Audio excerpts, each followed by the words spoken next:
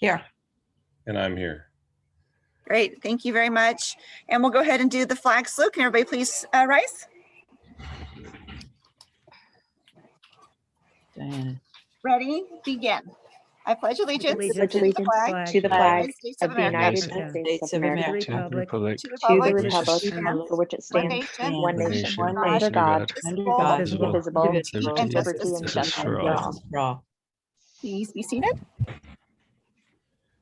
Okay, we are here tonight to discuss the reopening plan for the COVID-19 safety plan return for all students of Carpenter Unified School District. Specifically, we're being asked to approve and vote to return all elementary students on Monday, April the 5th,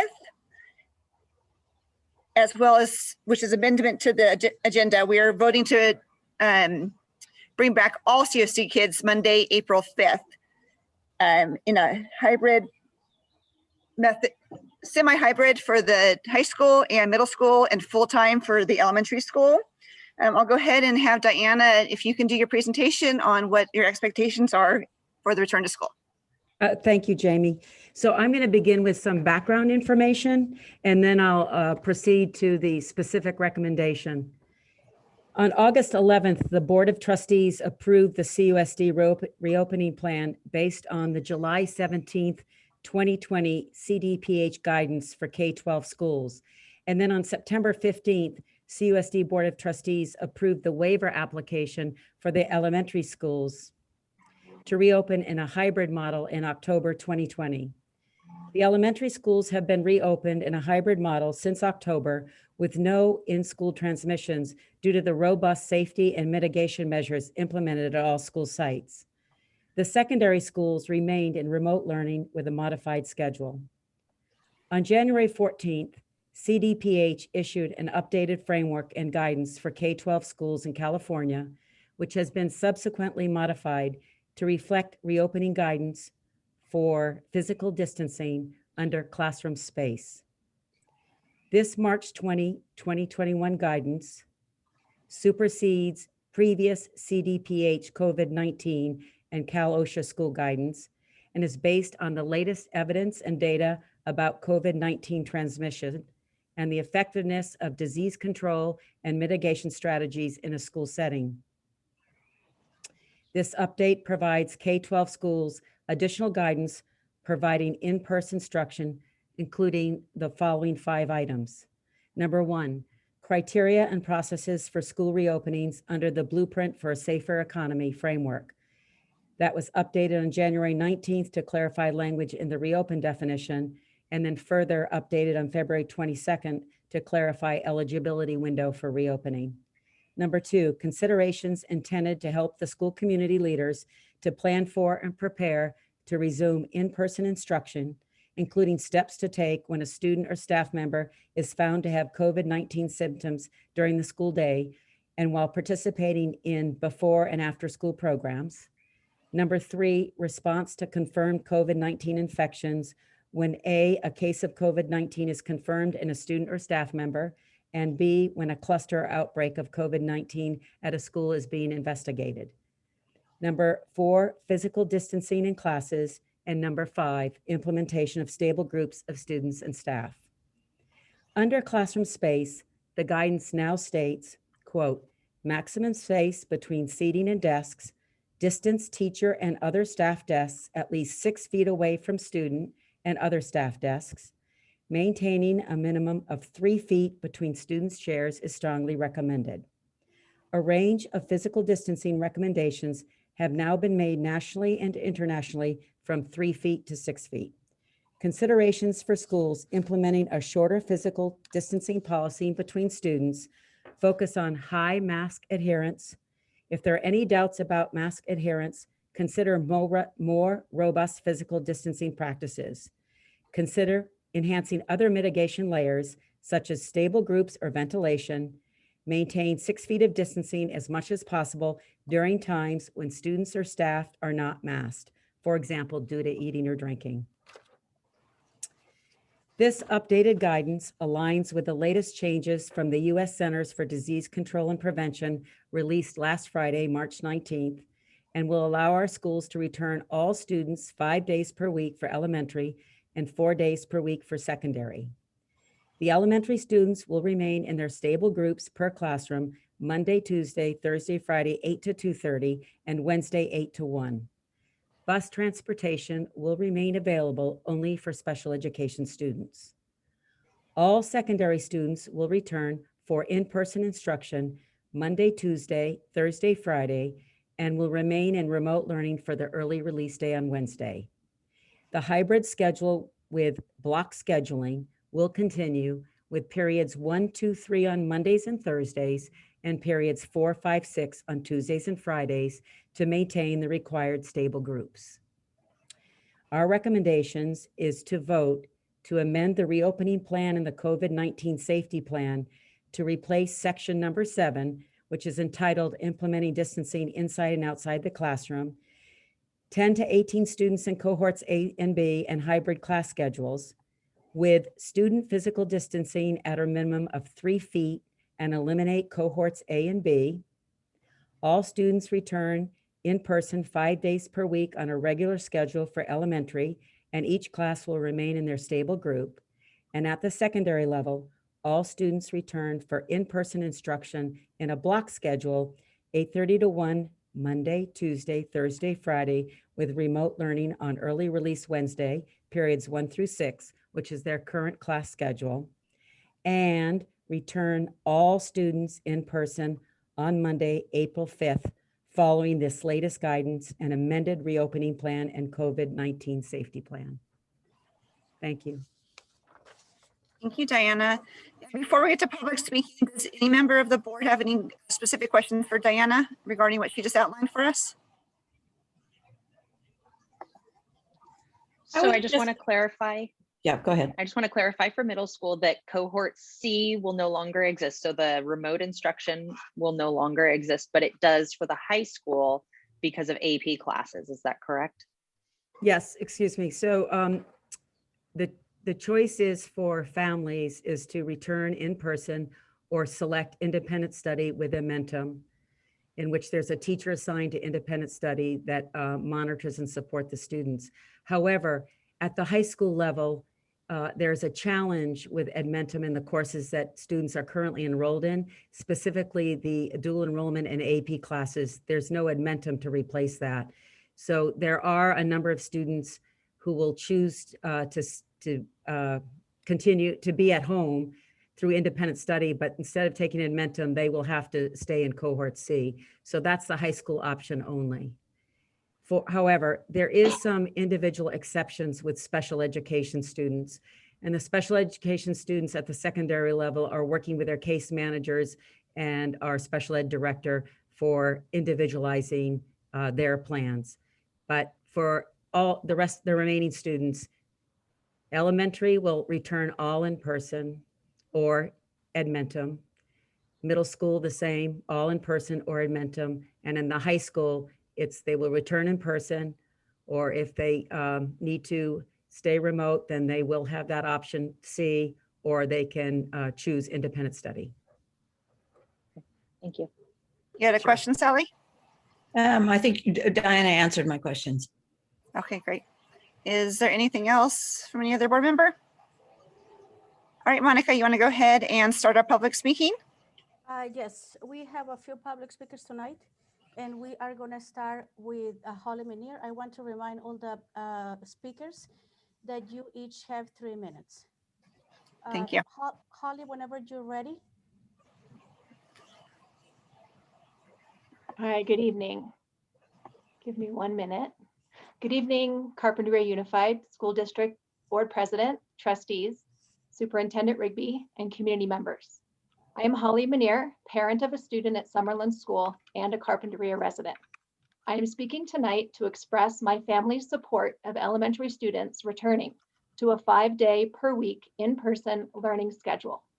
We continue to have much gratitude for the Board of Trustees' decision to implement a hybrid elementary program back in October, which was earlier than many schools in our county, our region, and our state. However, as I shared at my last public comment in February, 2 days a week of in-person instruction is not sufficient to meet the educational and social emotional needs of elementary students. While our son's teacher has done her best to teach students through a camera and a keyboard, this is not the format we know best suits our son's learning and social emotional needs. If we believed it were the best, we would have enrolled him in an online charter school. We know the benefits from the in-person relationships he builds with educators and peers. He benefits from the regular physical exercise embedded in an in-person school program. He benefits from robust curriculum addressing all state standards that have not been comprehensively taught since last March. When I asked our son his thoughts about return to in-person instruction for 5 days per week, he said he's ready for school every day because online schoolwork is difficult for him to manage. He's missed seeing the rest of his classmates in person as well. While we so appreciate all the efforts provided during distance and hybrid learning, now that there is new California Department of Public Health and Centers for Disease Control and Prevention guidance allowing 3 feet distancing between students, we ask the trustees to vote to support this change in Carpinteria Unified School District's reopening plan and the implementation of this plan starting on Monday, April 5th. Additionally, there is data to support the safety plan measures are working based on data of positive cases shared on Carpinteria Unified School District's COVID-19 dashboard. Summerlin School continues to have 0 positive cases of COVID in students and educators alike since October. This data point continues to be a testament to the efficacy of the safety practices. Thank you for opening our schools. They are among the safest locations in our community based on the reopening plan and the vigilance of our educators and students. Thank you, Holly. Who's next, Monica? Yes. Next, we have Ryan Alexander. Ryan, whenever you're ready.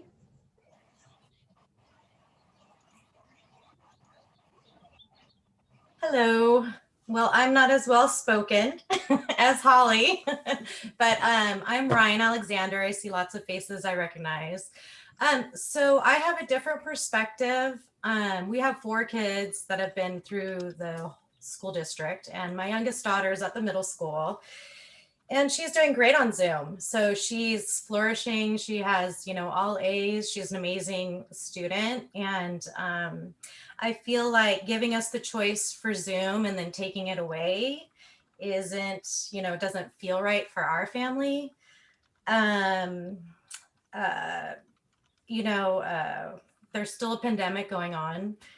And some of her teachers aren't coming back. So I'm wondering, are they doing Zoom in the classroom without their teachers? I'm just not sure what's going on there. And I just feel like we should have the choice. It's the end of the school year. There's a couple months left.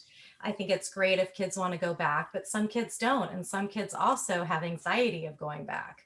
So it's like pushing parents to put their kids in class or go on independent study isn't really a great choice for us. Or it's not really a choice. It's she's doing so well in school right now. So to put her in independent study would be kind of a shame. So that's where we're coming from. And, that's it. So just hope you guys, consider everybody. Thanks. All right, thank you very much. Who is next, Monica? Next, we have Jay Hochner.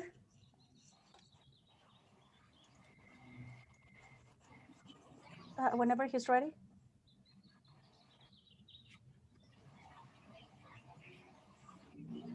Thomas, can you hear me? I can. Thank you. Alrighty, well, thank you everyone, and appreciate everybody's attendance here. As low as it is, it's still good to see some families. The union has many concerns that have not been addressed. Our concerns do not involve any demands or encouragement that the CUSD does not reopen schools. Rather, CSD's employee union believes that we should do this in a way that's both durable and takes into account all the stakeholders in the community versus just the most influential families. We're compelled to focus, though. There's so many things to talk about that we're concerned about, but we'll focus on 3 details that have been most obviously absent from the district's predetermined decision. Number 1, simply looking at the attendance at this meeting does much to clarify how hard the CUSD worked to minimize input, participation, and collaboration. Imagine a decision of this importance being made with so little community input. Count the number of people who are here right now, and then deduct those who are here as teachers and support staff that are just trying to figure out what's going on tomorrow. Number 2 is the community aware that the district has rushed to reopen secondary campuses and increase the capacity at the elementary level to 100% prior to allowing staff and faculty an opportunity to get vaccinated and allow that vaccine to mature and take effect? Is the community aware of that? It is neither a durable approach, nor is it respectful to the lives and the families that could be still catastrophically impacted by that decision. Unfortunately, the decision is not a surprise for CUSD staff and faculty, who are well aware of the contempt that district leadership has for those very district employees, all the while assuring us that they have our well-being in mind. Third, union leadership recognizes that the changes to the CDC's distancing guidelines from 6 to 3 feet do not resolve critical mitigation concerns associated with airborne viral load in enclosed spaces. If the district decides to reopen at 100% in the coming weeks without further amending its air circulation systems, it will likely increase the airborne viral load in any given classroom or enclosed space by at least a factor of 3. And what the science is telling us is that is currently the most dangerous aspect, the aerosols and the airborne viral load in enclosed spaces, the most dangerous aspect of COVID, yet we're rushing headfirst into it without vaccinated teachers and without dealing with the air circulation issues. Union leadership believes that this detail requires further consideration before a full reopening has been thoroughly considered. And I'd like to I'm sorry, Ms. 3 minutes have been Alexander's passed. comment. Mr. Hochner, 3 minutes. We would have like been to passed. second Ms. Thank you, Alexander's Mr. Hochner. comment. Monica, Ward C. can you Thank please very much, speak, Mr. everybody. Hochner? I can't. Thank No you. need to scream. And who is our next speaker? Next one is Sarah Rocklister. Thank Whenever you. she's ready.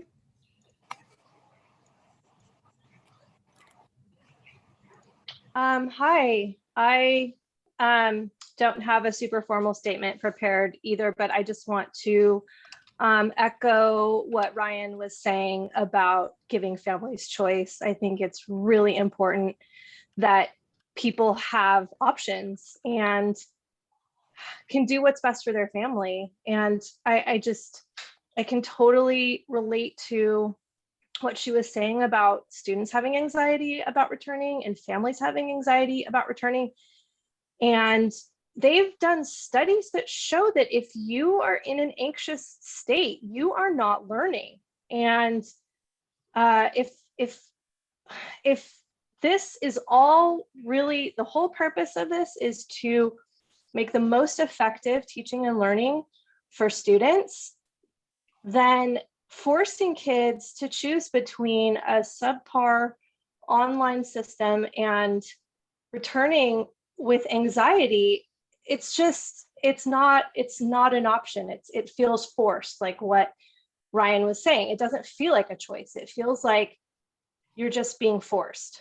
And I was looking at my cohort numbers today in my classes, and with the C cohort staying remote, which is by far a huge portion of the kids, more than a third, I would say, of my classes are in the C cohort, and kids are flocking there because it's better for them. And I can just barely, with my AB cohorts combined, I can just barely fit my largest AB combination into my Mac lab with actually 3 feet distance apart from them. And I think that if we really look at the numbers of every single class at the junior high level going back into a classroom, that there is really no way you're going to get 3 feet apart for those kids in that room. And so I'm not sure who's gone in there with a measuring stick, but I know I'm barely going to fit kids 3 feet apart with keeping my cohort C separate. So I just want to really echo what Ryan was saying, that families need choice. Kids need to learn without anxiety. And that if we're really, truly working towards effective teaching and learning, that is how we do it. That's all. Thank you. Thank you, Sarah. Monica, who's next? Yes. Next, we have Jamie Collins. Okay. Jamie, whenever you're ready. Thank you. Hi, my name is Jamie Collins, and I'm the Executive Director of Girls Inc. of Carpinteria. I want to start by thanking Superintendent Rigby, the school administrator, teachers, staff, and trustees for keeping our program updated with the shifts in the school schedule this past year. I am so thankful and grateful that our students will have the opportunity to return to full day, 5-day per week instruction. Our operations adjusted to serve the girls in our community when the schools were fully remote and then hybrid. Our staff stepped into roles as teachers, mentors, and counselors.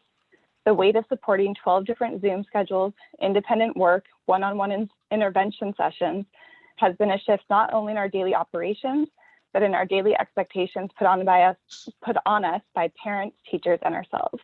We have served over 582 youth since the fall through daily on-campus programs, virtually through healthy sexuality programming up the middle school and high school, and in our Eureka program. And while we will always do what is needed for our community and girls, the state and federal government haven't pumped any dollars directly into local nonprofits who have stepped up to support the community over the past year.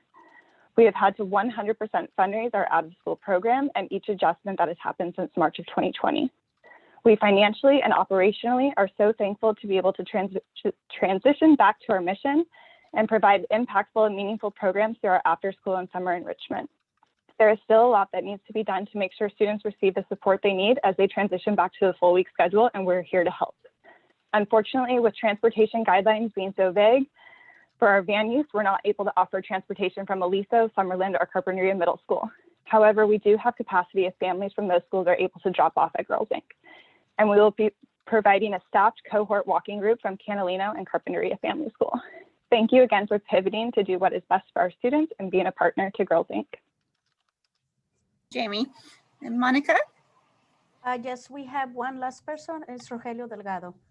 Great. Mr. Delgado, when you're ready. You're on mute.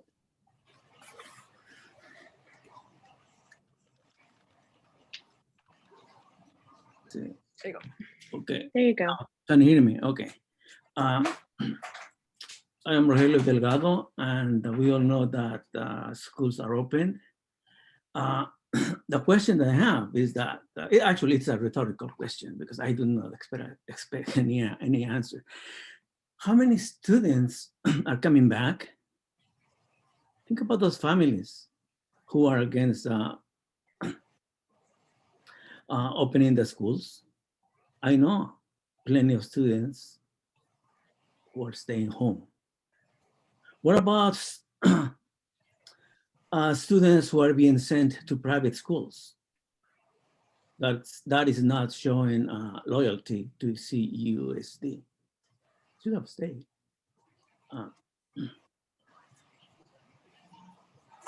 Now have every teacher, district personnel, students being vaccinated, and I mean everyone.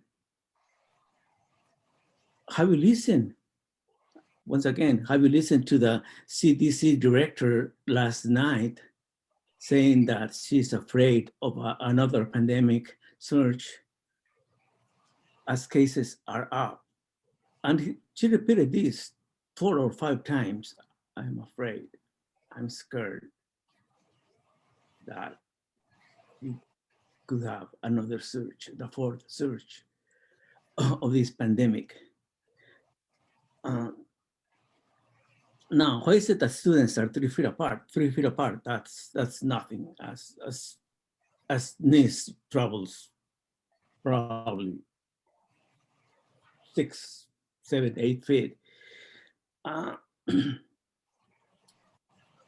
well, they're supposed to be 3 feet apart if they're wearing a mask.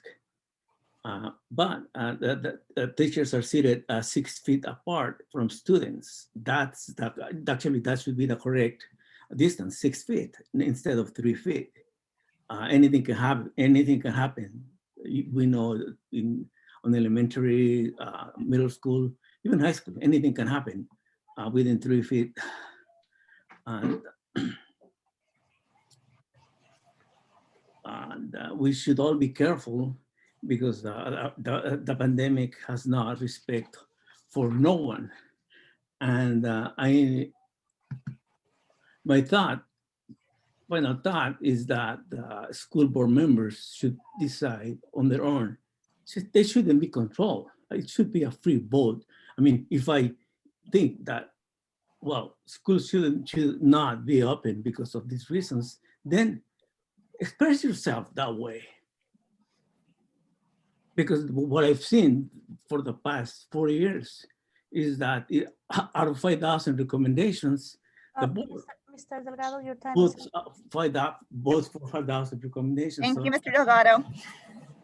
Thank you to all of our speakers that we had here this afternoon. I really appreciate your time and your input. A couple of things before we move on. I have a couple of housekeeping items. One, all future votes on our agenda, we will do as a roll call just for clarity's sake. And then secondly, for what we do have on the agenda for tonight, I'm going to break it up into 2 sections. One, we're going to amend our reopening plan to go from 6 feet to 3 feet distancing. And secondly, we will vote on reopening on Monday, April the 5th for full-time for the elementary school and middle school and high school. So first of all, if any board members, you have any further questions that we can clarify on the distancing issue from 6 feet to 3 feet. All right, great. Excuse me, Jamie? Yes. I think it might be helpful, several issues that perhaps I could ask Maureen to share with the board as well as the participants tonight regarding the air ventilation systems, our evaluation and what we've done to improve them. And number 2, the issue of using the yardsticks that we measured the desks before last week. So Maureen, if you'd be kind enough to explain it to the board and everyone who's here tonight. Thank you. Sure. So I'll talk a little bit about the ventilation. So in the latest January Public Health, California Department of Public Health guidance relating to ventilation, it's referenced on pages 23 and 24. It talks about adherence to the ASHRAE guidance. And so there's a lot of acronyms that all of this references. And that guidance calls for different criteria to be met in order for us to have adequate air filtration. So I'll talk first about the Gen 7 classrooms. So the guidance for the Gen 7s requires a 15 cubic feet per minute filtration, which is about a 15% of total mix air going through the building, taking out stale air and bringing in fresh air. Our Gen 7s have 33%, so almost over double what is even required in the public health and the ASHRAE guideline. Secondly, the rooms that do not have, that are not Gen 7s, all of the HVAC units have been inspected per Cal OSHA guidance, and we have replaced all air filtration with MERV 13s, which is required by both Cal OSHA and the Santa Barbara Department, the California Department of Public Health, as well as ASHRAE guidance. So all of our, and as well as having doors open and windows open. So we have maximized and met all criteria for air filtration in all of our classrooms. The classrooms, there's like maybe 2 that aren't actual classrooms, but they're set up as classrooms for additional space, like on the oh, I'm going to get my northeast west wrong, but in the library building where there's no open windows, they're not being used at all. So if there is no air filtration, the rooms are not being used for any student purposes. So air filtration has all been addressed. We have also gone in with actual yardsticks, and all classrooms have been given yardsticks to measure out how many student desks will fit in a classroom so that at least 3 feet are between chair to chair for students. We've also made sure that teacher desks are at least 6 feet from any student desk, as well as if they're going to be up at the whiteboard, at least 6 feet is available for between them and a student, having room for them to be standing in front and being able to write and with adequate space. So we have gone in and done that with Jim Pettit, the maintenance supervisor, as well as Mr. Cornejo and Ms. O'Shea, so that they can work with the custodial staff, the maintenance staff, to make sure that all of the desks are adequately spaced. And there's a yardstick in each classroom so that they can assure themselves that those desks remain at least 3 feet, as well as the custodians have been, Jim has worked with the custodians to make sure that that is maintained. And we have adequate room in our classrooms for the students that are returning, that have said they're returning, to be able to fit in the classes. Thank you, Maureen. Thank you, Jamie. Of course. And so that I have one question: if you have adequate space currently, should students come back from cohort C into the classroom, will we still have enough room for them? Yes. Additional space. Yes, there will be maybe 1 or 2 AP classes that may have up to like 35 or 37. We were able to actually get 40 desks in the room with adequate 3 feet spacing. So I don't know that we have a class at 40, but it can happen. You just have to make sure bookshelves and other cabinets or portable cabinets are out of the room. So it can be done. Okay, great. Do any board members have any further questions on the change in distancing between students? Okay, great. Would you like a motion, Jamie? Yeah, let's go ahead and let me read it first. We're going to vote to amend the reopening plan and the COVID-19 safety plan to replace section number 7, implementing distancing inside and outside the classroom, 10 to 18 students in a cohorts A, B, and hybrid class schedules with student physical distancing at a minimum of 3 feet, and eliminate cohorts A, B. All students return in person 5 days per week on a regular schedule for elementary, and each class will remain in their stable group. At the secondary level, all students return for in-person instruction in a block schedule, 8:30 to 1 p.m., Monday, Tuesday, Thursday, Friday, with remote learning on early release Wednesday, periods 1 through 6, current class schedule. Yes, can I do a motion to approve? So, sorry, I thought we were only approving the distancing, not the whole schedule. We are just approving distancing currently. Okay, it sounded like we were approving the schedule in that as well. August, no? Okay. In 2 parts. So okay, that's mostly the distancing. So if we can go ahead and approve that portion of it, and then we can move on to the April 5th secondary students. I guess the first one does include the change in distancing plus moving the elementary to 5 days a week. Maybe I can clarify. Yeah. The first one, you're voting to amend the reopening plan, which has 2 components, the distancing and the schedule. Because in the reopening plan, we have a hybrid schedule. We will no longer have the hybrid schedule for elementary or secondary, no cohorts. So that's why it's combined. The second vote will be to vote to return all students, TK to 12, to in-person, 5 days a week for elementary, 4 days a week for secondary. So that's the distinction. All right, thank you for clarifing. Sure. Okay. So I would like to ask, have we had feedback from teachers at secondary on how the cohort C, that synchronous learning or the concurrent classroom, how that's going. Is it not going well? And that's part of why we're going to be getting rid of that for middle school. Has that not been going well? For students, what's not going well is they're coming to school and sitting at their desk Zooming. That's not in-person instruction.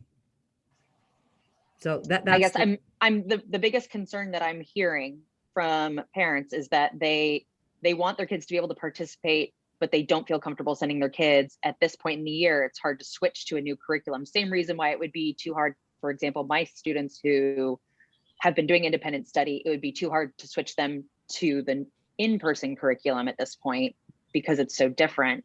I'm concerned about students that are essentially forced into the independent study to get lost in their academics at this point.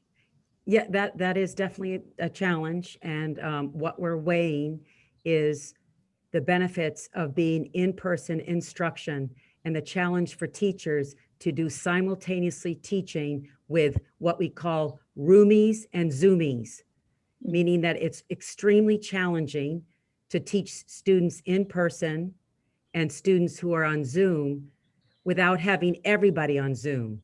It makes no sense to bring everyone back full time, to have them sit at their desks and Zoom all day long. That's what we're doing now. The simultaneous teaching is that students are in class with their laptops open and they're Zooming. That's not what we want to do. We want to bring everyone back to do in-person instruction. There is no substitute for teachers interacting with students to facilitate their learning without using Zoom and computers. So that's why we are encouraging everyone to return in person. And we would be doing the same thing at the high school level, with the exception is that we have courses, AP courses and dual enrollment that need to be finished. And we do not want students to lose their opportunity to receive the AP the AP class and dual enrollment, because Edmentum doesn't offer that. Yeah. I guess I would feel like I was just having this discussion with my fifth graders who her teacher would have been about her returning. And the concern was how lost she would be after doing Edmentum and coming into the new curriculum. And if we were being forced to do that, it would be really, really tough for her. And I see it being the same going the other way, where a family who feels like they cannot send their student in person and then being forced to switch into Edmentum, that would be really difficult as well. Well, the difference though here is that in the middle school, it's all standards for the content. So the students will, if they're switched to Edmentum, they'll be just mastering the content standards for that, for math and English language arts, social studies and science for that grade level. And then they'll start the next grade level next year with their content standards for the next grade. So it's different at the elementary level than at the middle school level and high school. Secondary and elementary are very different with regards to Calvert and then the Edmentum program.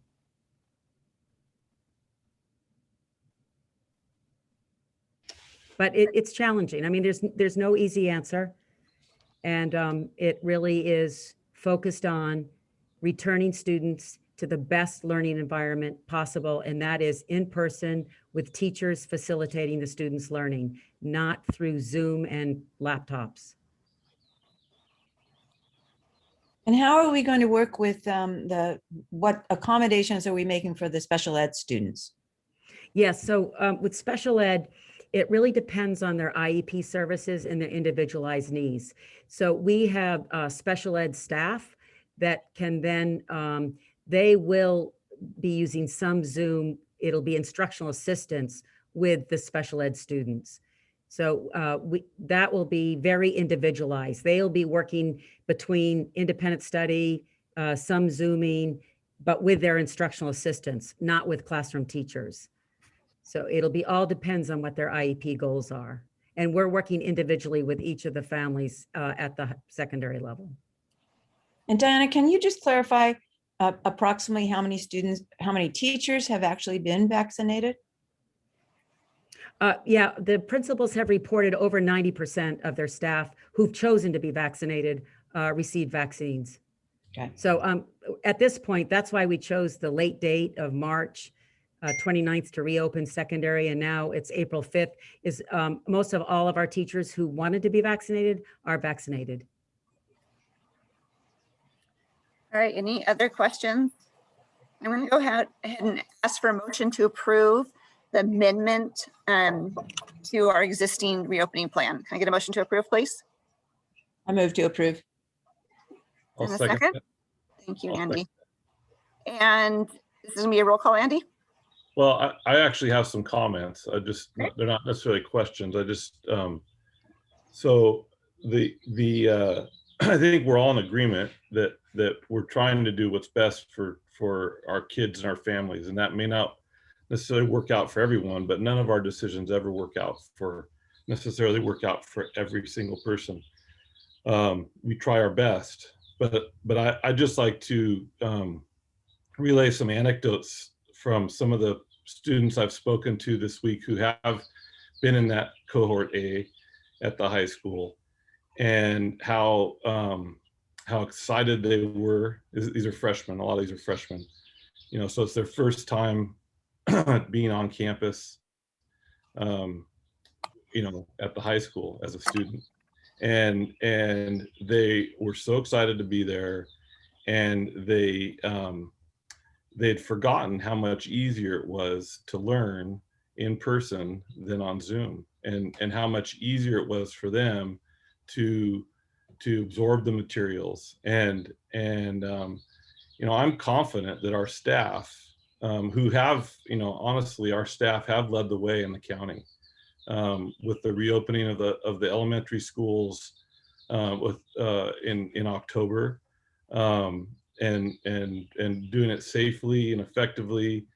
And you look at the joy on the kids' faces over there at Canalino and Aliso. Even though they've got masks on, you can tell they're having a good time, and they're joyful to be at school.